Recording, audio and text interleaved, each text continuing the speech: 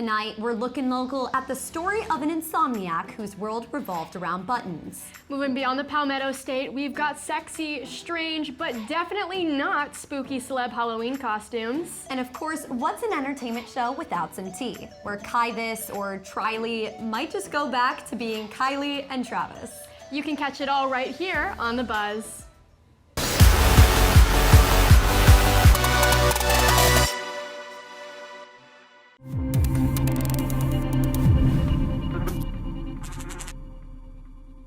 Hello and welcome to The Buzz. I'm Tatum Miller. And I'm Chloe Castain. Let's get into it. Looking locally. In small town South Carolina, a man crowned the Button King has found one of the most creative ways to embrace his insomnia. Whether they're closing up your work shirts or keeping your pants up, buttons surely make the world go round. But the old dirt roads of Bishopville, South Carolina lead you to something a little more exciting than Grandma's old button box. Here, Button King Dalton Stevens has created a legacy for his late-night hobby, attaching buttons to anything and everything. On the way home one night, it just dawned on him because he couldn't sleep. He had insomnia. And so he come home and started on a shirt. It took him a little while to get it done, a lot of sewing. And Mama laughed because she said, "You'll never make it, because it's so hard on your fingers." In 1983, Dalton started with the sport coat, but pretty soon he covered his guitar, his Chevette, and 600,000 buttons later, a hearse. Factories donated buttons by the gallons, and local families often left glass jars of buttons on the insomniac's doorstep. Today, Dalton's son, J.D. Stevens, still collects the buttons that passerbys leave. What impresses me so much is I've tried to mingle the buttons like Daddy mingled them, and I couldn't do it. And I knew he was colorblind, so I thought maybe that made it easier for him to mingle. But I've been amazed at a lot of the things that he's done. I never really thought about it until he died. I was going through things that he had, and I thought, wow, I've accomplished nothing. And while Dalton now rests in one of his button coffins, J.D. shares his father's stories and continues his infamous tune.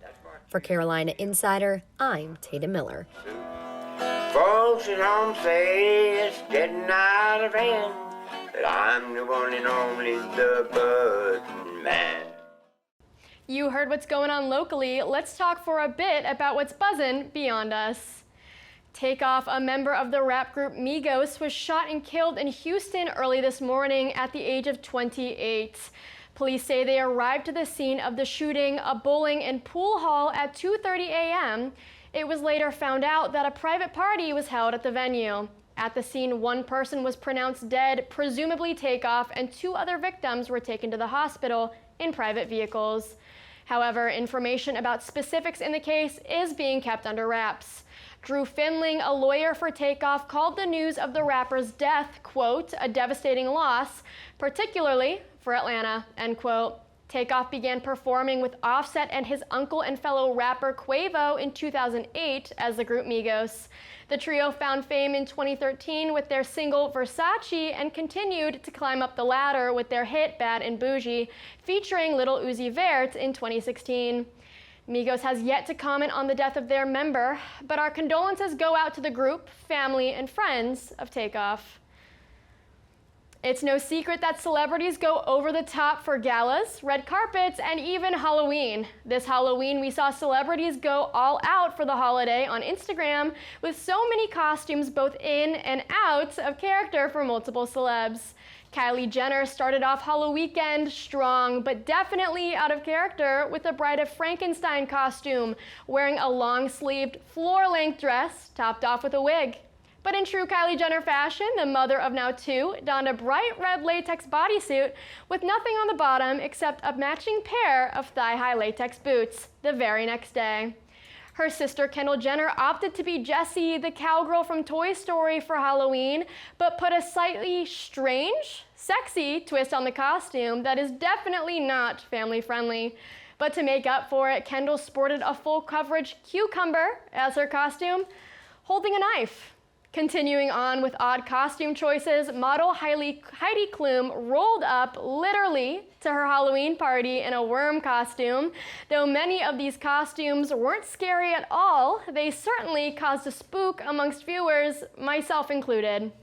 I just recently saw that picture, and she's unrecognizable. No, I didn't even recognize her, and to imagine that was her own Halloween party? I know. What did you go as for Halloween? I was basic. I did do a devil. Did you do anything? Yeah, I was Captain Underpants, kind of iconic, a little cold, but fair enough. It worked out.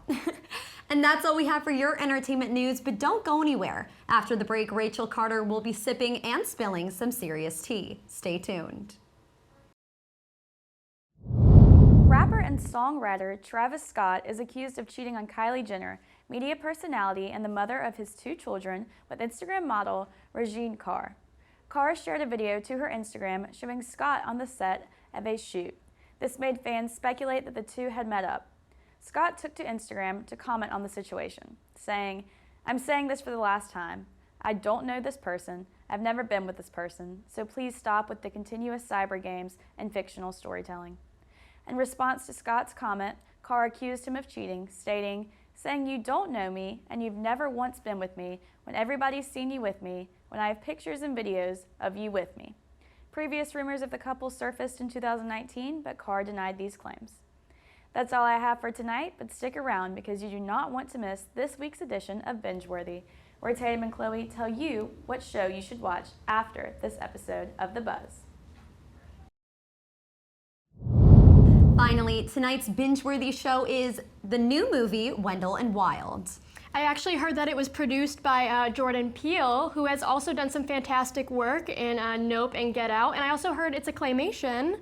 Those are always great, and you know, Henry Selick also directed this, and he did Coraline and Nightmare Before Christmas, and those are 2 fantastic movies, so I have high hopes for this one too. Absolutely. I haven't had yet to watch it though, but I heard the cast is very, very good for it.